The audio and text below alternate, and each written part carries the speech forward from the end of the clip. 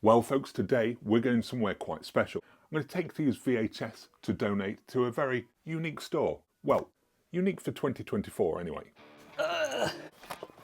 Here we go.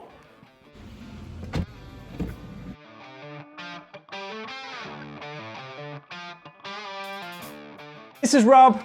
I'm Chris. And we're over at the 80s video shop in Alfreton, Derbyshire.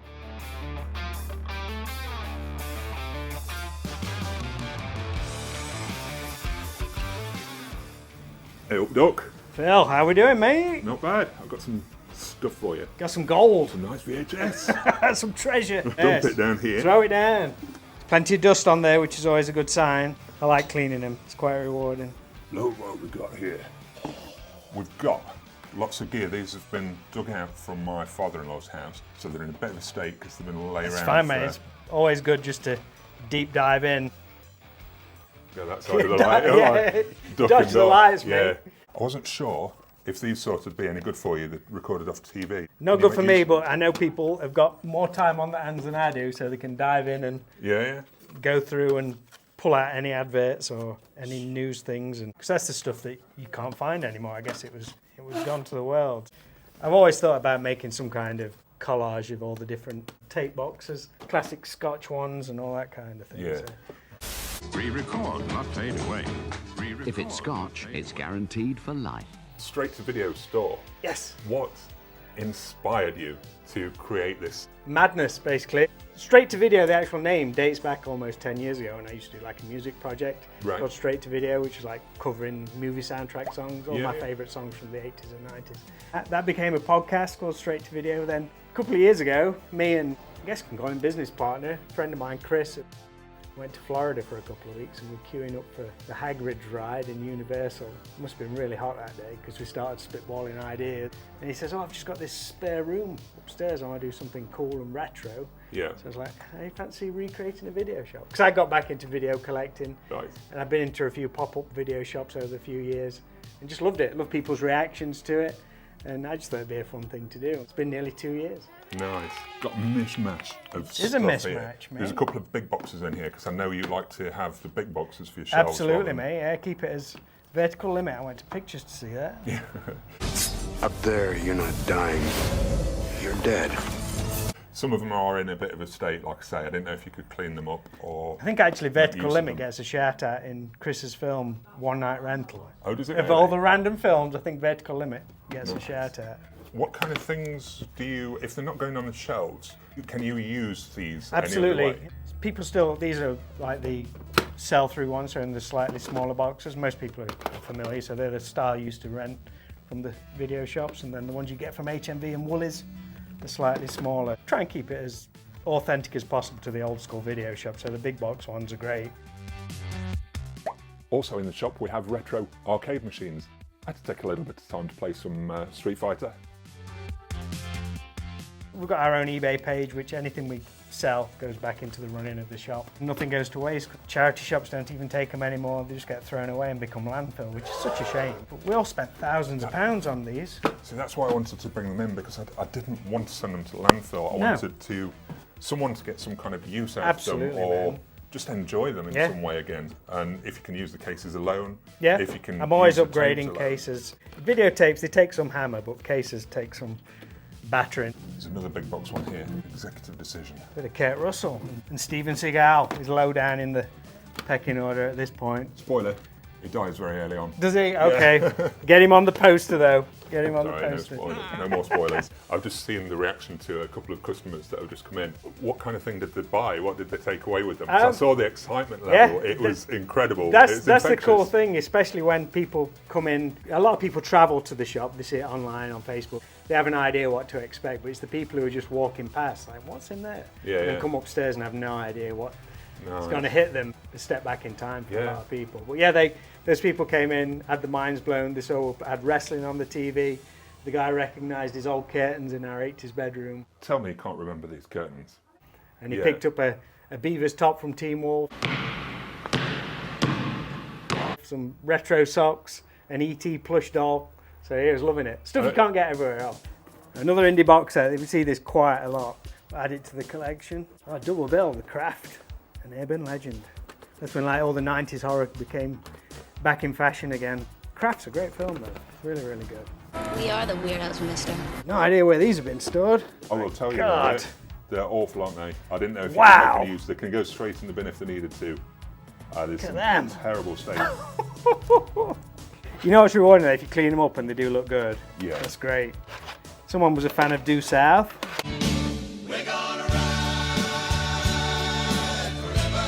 Plenty of TV stuff, we see lots of TV. Shows Dad's Army men behaving badly.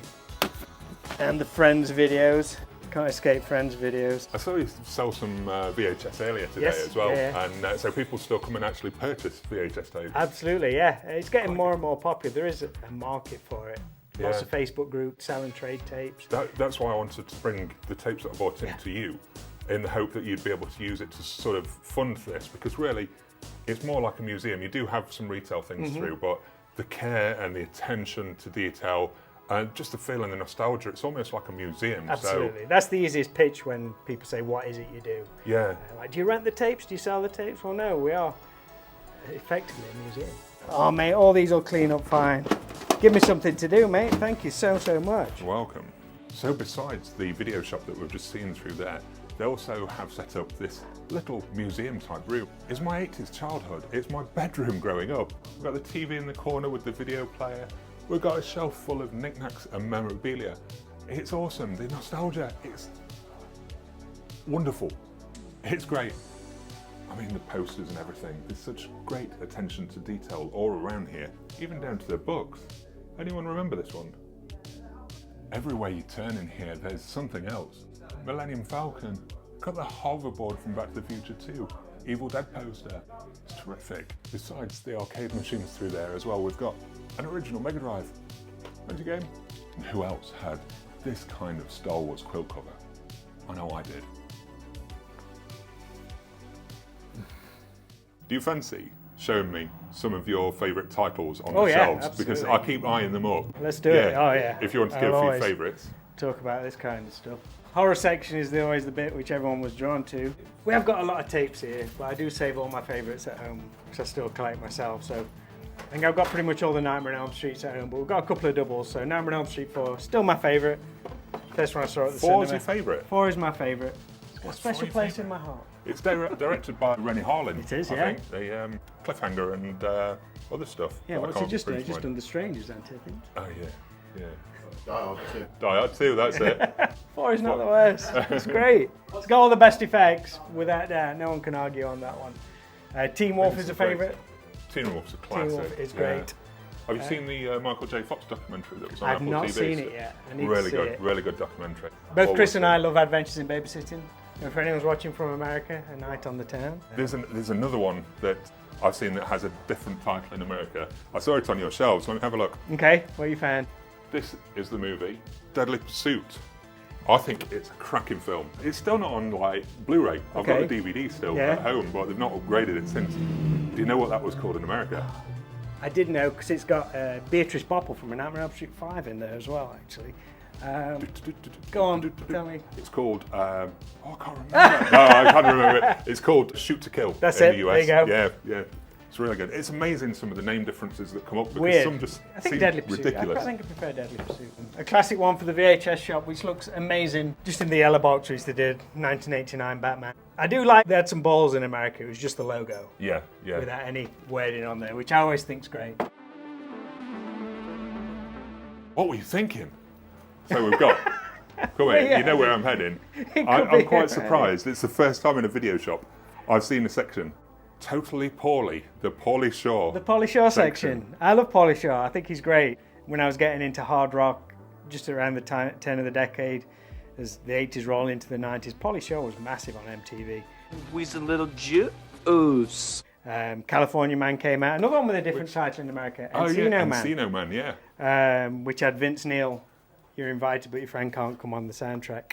So I love that. I do think he's genuinely funny. He had his own shtick. Son-in-Law is a great film. Does it pimp your Paulie Shaw? Yeah, so not only do I have Totally Paulie and a Paulie Shaw section. He managed to get quite a collection of the Corys. Yeah, this is a whole well. Corey Haim section though. There's a bit of Feld Dog, as is known, Corey Feldman in there, but this is primarily Corey Haim. He got a bit of a raw deal, I think, Corey Haim, because he is a genuinely good actor, I think, and a cool guy. But I often wonder with people from that time whether they had bad agent deals or just not pitched the right films. But there's some good stuff. Everyone loves Prayer of the Roller Boys. I remember Weird that. film. That was a renter when I was a kid as well. It really was. Silver Bullet, one of his early ones with Gary Busey, who's just crazy enough. You're right. Again, I keep my favourites at home. License to Drive is at home. Lost Boys is at home. On these gondolas, there's a bit of a few more of our more obscure movies, which we've got. People say, what's one of your favourite films? North Shore with Matt Adler from Teen Wolf. I don't think I've seen that. No one's seen it. Karate Kid, but with surfboards. For surfers, North Shore is the place.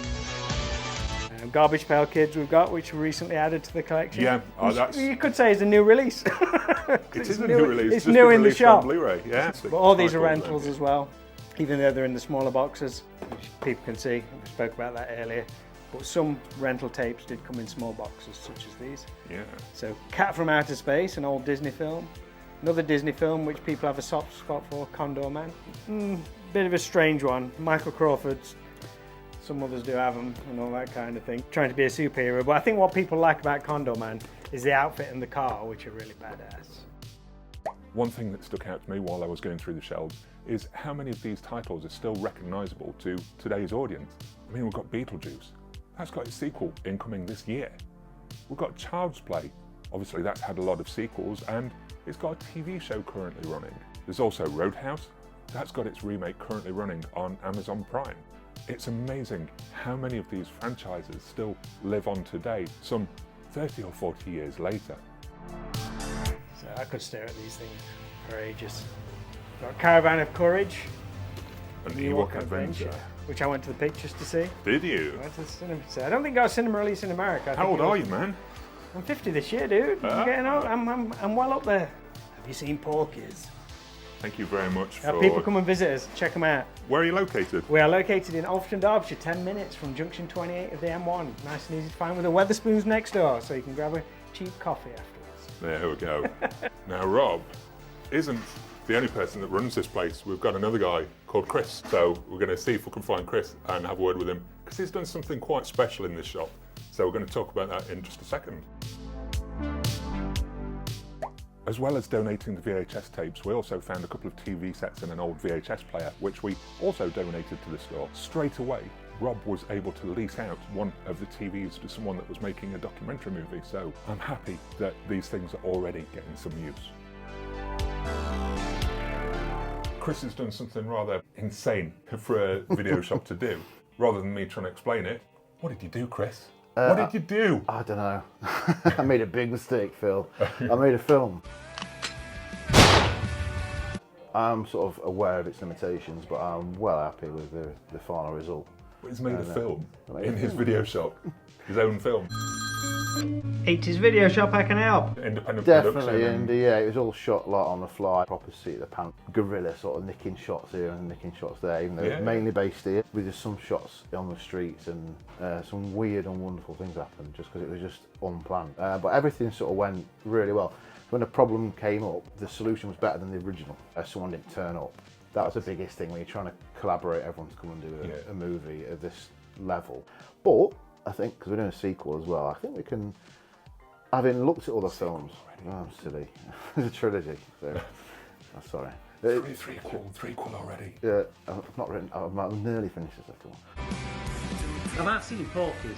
Hard, I mean, you've done films, so you know how difficult it is. I've seen how hard it can be for producing a movie, and let alone sort of releasing it and having a physical form disc or thing out there. It's it's difficult to do. We got so lucky with so when we made the film, we got the quad cinema, so 250 people, and we sold that out, which people have said who are in the industry said like that's incredible. Yeah, how we managed that, and it's just like I cast people with a lot of friends. Yeah. That's how I did it. It's the best fun I've had in a cinema. I can't remember because it's my own film, and people said to me, "Don't worry if people don't laugh."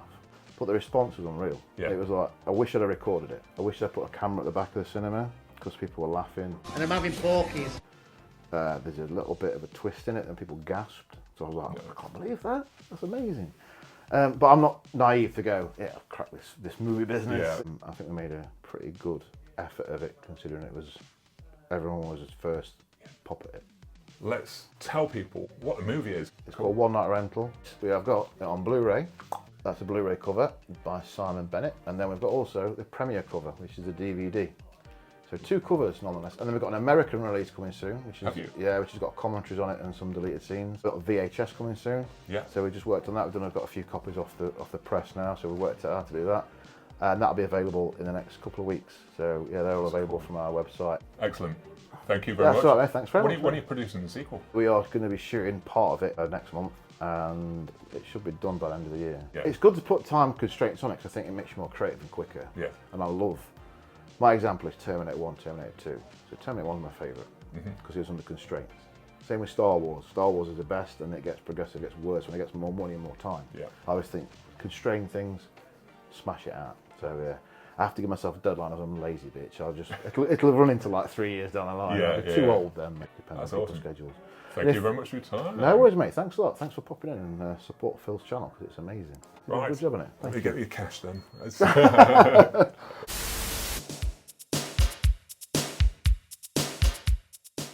Chris and Rob have done a fantastic job of this store. It's steeped in retro nostalgia from an all but forgotten time.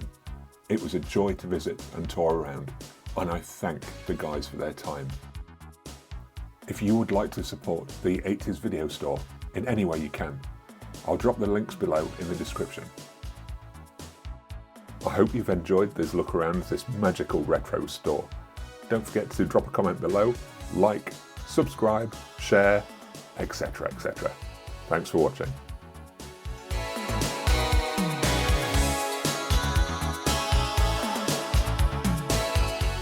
Re-record, not fade away.